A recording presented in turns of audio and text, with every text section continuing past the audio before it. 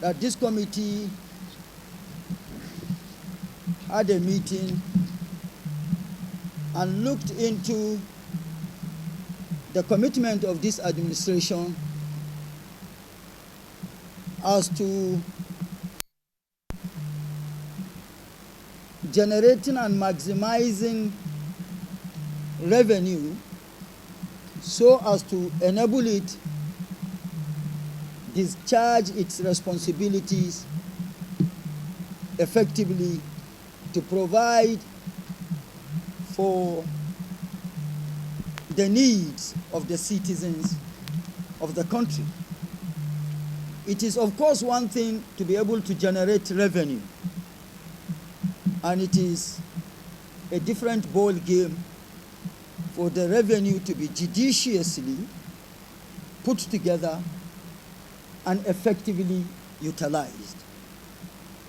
It is in the light of that that this committee thought it wise to look at the profile of revenue as regards to stamp duty in the country.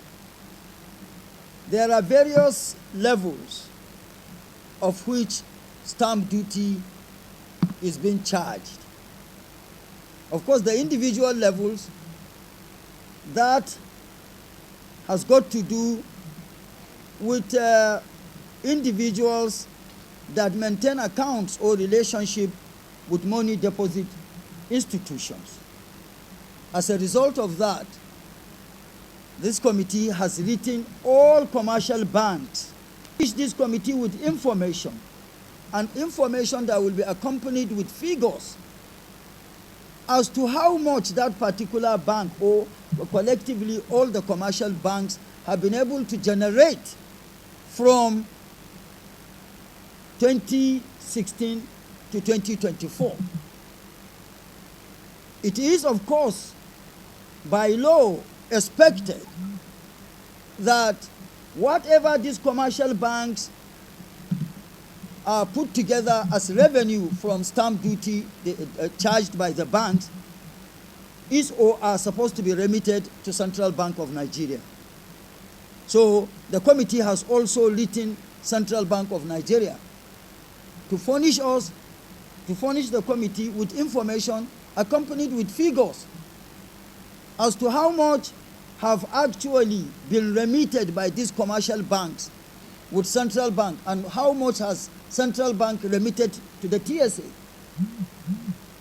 The second category is, of course, companies.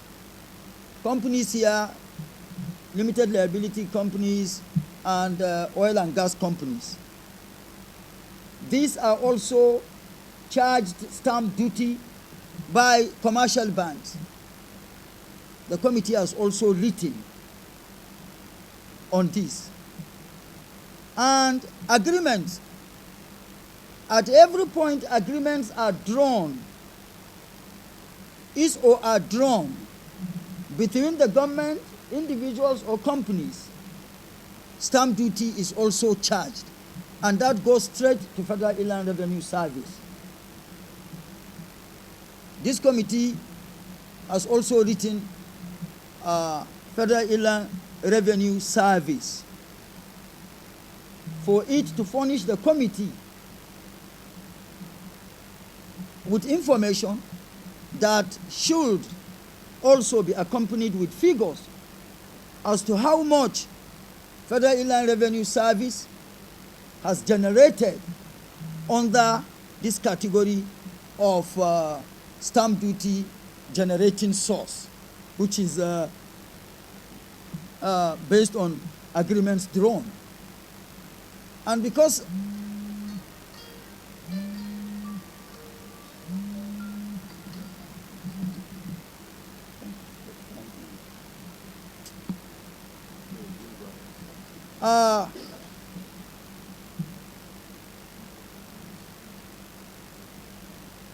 the committee has also thought it wise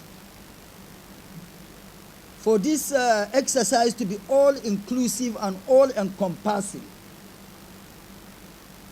The committee has also written the Nigerian Governors Forum which is, the letter is addressed to the chairman of the Nigerian Governors Forum, His Excellency Abdurrahman Abdulrazak, the Executive Governor of Kwara State. For the Nigerian Governors Forum, through its secretariat, to also furnish this committee with how much they have received as proceeds of stamp duty, and all other sources of revenue that accrues from stamp duty. This is all geared towards knowing what is where and how effective it should be utilized. There is no gainsaying that the present administration is really committed to providing the needed infrastructure and all other requirements or needs that make life worth living for the citizenry. And as a result of that, all hands should be on deck to see to generation or maximization of revenue and its full utilization, that is, as to effectiveness of the utilization. Today and for now, this is why you are called, so that you know the position of the Senate Public Accounts Committee as to the issue of stamp duty. Because the amount that is expectedly to be generated, or that has been generating, has been coming in as revenue, is humongous, that the legislature cannot afford to look the other side. And this is why you are called for update. For and on behalf of the committee, I sincerely thank you for your time and understanding. The committee will welcome possible questions after, or comments. Members are here. We will first take possible comments from members of the committee and then questions from members of the press. Thank you very much. Fair understanding, because this is a very functional committee, but that fair understanding is not good enough for us to go to the public with. We have written these institutions so that we'll be able to make comparisons, because the angles are different. So we must generate information from the various agencies or bodies that I have mentioned. Then we reconcile with the fair idea we have, and see, then it will be at that point that we begin to ask questions, invite, or possibly summon whoever needs to be invited or whoever needs to be summoned. Just in addition, our consultants have submitted some data to us. These data are not just enough to now go public. We wanted to make sure that what they have reported is actually what is there. And that's why we are demanding that this documentation should reach the committee, so that we do a comparative analysis, and then from there we take questions and answers as we see them fit. So we have information about all these agencies, and we're keeping it ourselves for now.